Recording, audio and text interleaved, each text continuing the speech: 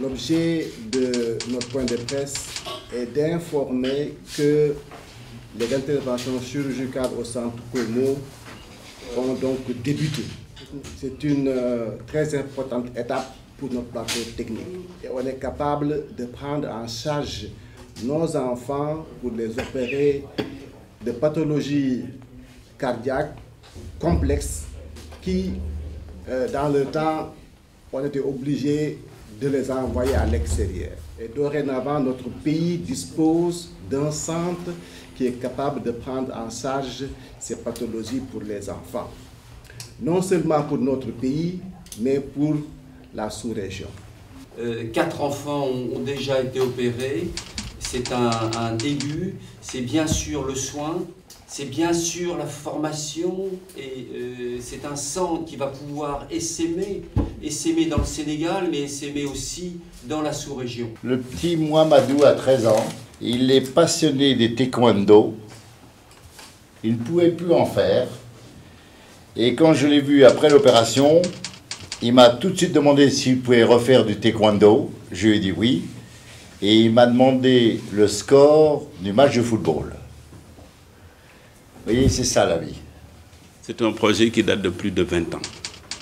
On a tapé à toutes les portes. On a essuyé des promesses qu'on n'a pas pu voir réaliser.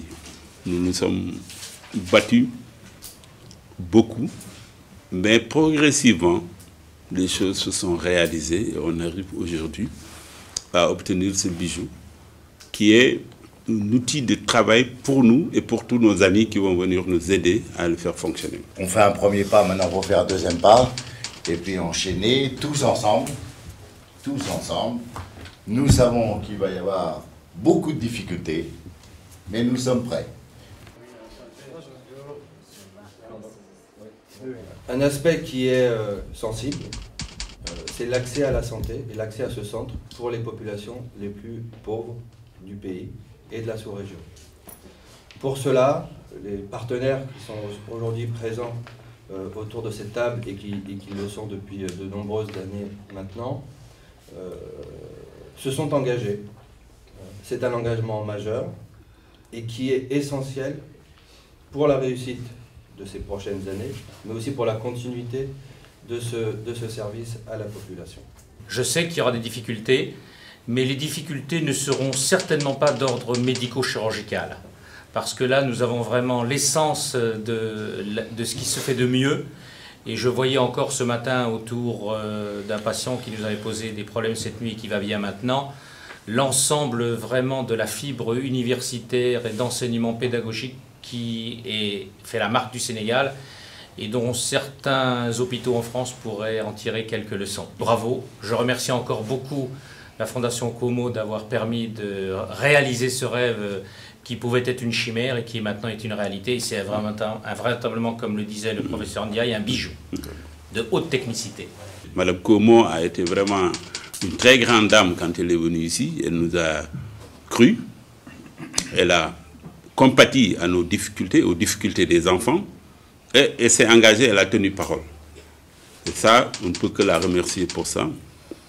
Et toujours aussi rester avec elle, parce qu'elle s'est engagée également à accompagner le projet pour qu'il puisse se développer et atteindre ce objectif, qui est que tous les enfants du Sénégal puissent être traités au Sénégal et que tous les enfants africains qui ont des pathologies relevant de ce domaine puissent être pris en charge en Afrique. Et ça, on ne peut que la remercier et la féliciter pour cela. La tâche est énorme et qui va nécessiter beaucoup de ressources humaines, financières, pour couvrir tous ces frais. Parce qu'effectivement, c'est des projets coûteux. On parle de haute technicité, de qualité dans les soins, dans la formation. C'est des projets coûteux. Mais le succès appelle le succès. Si ce centre est capable non seulement de traiter les enfants qui le nécessitent, de former des professionnels de santé sénégalais et de la région, il sera beaucoup plus, je dirais, aisé de capter des aides diverses au Sénégal et ailleurs. Progressivement, le nombre d'enfants opérés va augmenter en fonction du plateau technique qui va s'améliorer, des ressources humaines qui vont augmenter, mais surtout de la demande. Les familles qui ont besoin peuvent venir au niveau de la structure pour les diagnostics et pour la prise en charge thérapeutique. Le plus important, c'est qu'aucun malade ne sera resté en rade. Autrement dit, ceux qui ont besoin d'être opérés, comme on l'a dit tout à l'heure, vont être opérés. Aujourd'hui, on est capable de démontrer une réalité, des actes, des enfants soignés, des enfants qui sont guéris, non seulement soignés, mais guéris, c'est important. Et ça, c'est une carte de visite qui permet d'ouvrir beaucoup de portes. Il y a un fonds de solidarité qui va être mis en place et qui nous permettra ensemble de venir en aide à tous les autres. L'essentiel de ce projet est maintenant en marche. C'est l'activité chirurgicale. Et il est facile à visiter, à découvrir, à connaître pour tous les futurs partenaires qui souhaiteraient nous rejoindre. Et ce que nous sommes en train de réfléchir, c'est comment organiser un fundraising pour ici, au Sénégal, ailleurs, pour pouvoir avoir des fonds pour financer les plus pauvres. Et c'est un travail très important et ça fait partie des difficultés dont nous discutons avec les autorités, avec la Fondation Como, comment mettre en place ce fonds de solidarité qui fera que ce centre sera accessible aussi aux plus pauvres. La force de ce projet, c'est le fait d'être ensemble.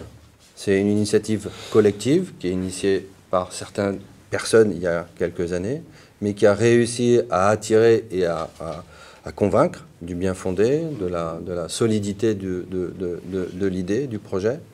Et ça, c'est une vraie force. Ça, c'est une vraie force. On parle de choses réelles, on parle de confiance, on parle de compétences. Et ça, croyez-moi, c'est des termes, c'est des mots, c'est des situations qui peuvent convaincre. Et on fera face à toutes ces inconnus, parce qu'il y en aura bien sûr de nombreuses, mais on y fera face ensemble. Et c'est ça qui va garantir la durée et la pérennité, si elle est nécessaire, du projet. Ce sont des salles qui bénéficient donc de ce qu'on appelle d'une pression positive dans les salles, c'est-à-dire c'est une pression qui est supérieure à la pression atmosphérique, ce qui fait que l'air qui vient de l'atmosphère n'entre jamais dans les salles. Donc c'est un flux qui permet d'éviter la contamination des salles par les germes se trouvant au niveau des couloirs et au niveau des circuits de circulation. Donc c'est déjà très performant comme bloc opératoire. Nous en disposons deux salles.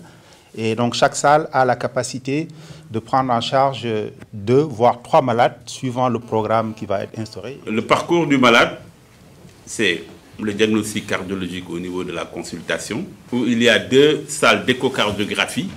Après la consultation, si une indication chirurgicale est retenue grâce à un staff médico-chirurgical, c'est une réunion où nous discutons des cas des patients, le malade est opéré.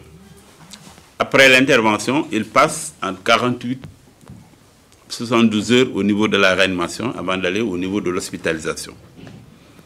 S'il va au niveau de l'hospitalisation, il y restera peut-être 6 à 7 jours maximum. À la suite duquel il sort pour rentrer chez lui ou il va aller au niveau de la maison des enfants si c'est quelqu'un qui a besoin encore de rester au niveau de l'hôpital. Nous allons commencer par une petite activité et elle va monter en puissance de manière graduelle. Et pour la réanimation, nous disposons effectivement de 10 lits de réanimation qui sont hautement équipés. Et au chevet de chaque lit, nous avons ce qu'il faut vraiment pour prendre en charge un enfant qui présente une détresse grave. Que ce soit les respirateurs, les moniteurs, les pousseringues. Donc tous les dispositifs sont en place pour pouvoir donc faire face à ces grosses détresses qui peuvent survenir en post-opératoire ou bien même avant d'aller au bloc opératoire. À côté de la réanimation, il y a l'hospitalisation. L'hospitalisation aussi est une hospitalisation de 10 lits. Chaque lit aussi a la possibilité de faire des soins intermédiaires, même si ce n'est pas des soins intensifs, des soins lourds. Les lits quand même sont équipés pour prendre en charge des patients qui nécessiteraient quelques soins intermédiaires. Et après, il y a l'autre secteur qui est considéré comme étant un secteur mais vraiment froid, c'est la maison des enfants qui est derrière, qui servira donc à prendre le relais une fois que les enfants se portent bien et qui ne nécessitent pas beaucoup de soins. En ce moment, peut-être on les mettrait là-bas. C'est une maison qui permettra aussi de prendre en charge des enfants qui ne peuvent pas retourner immédiatement chez eux, qui pour des raisons sociales ou bien d'éloignement seront donc retenus dans cette maison, le temps donc de pouvoir régler leurs problèmes. Pour me résumer, c'est un centre de haut niveau qui obéit aux normes, vraiment aux normes de sécurité et aux normes de technicité, en tout cas pour pouvoir faire face à ces pathologies-là, à prendre en charge donc ces pathologies qui peuvent être parfois des pathologies très très complexes et qui vont donc nécessiter des moyens assez sophistiqués. On est au top niveau là. Oui. Et c'est une volonté ferme de Helena Como et on est très reconnaissant. Vous avez derrière vous cette caméra. Et cette caméra est absolument extraordinaire. Elle est juste au-dessus du chirurgien. Et cette caméra permet d'avoir une définition très précise. Elle focalise sur le champ opératoire.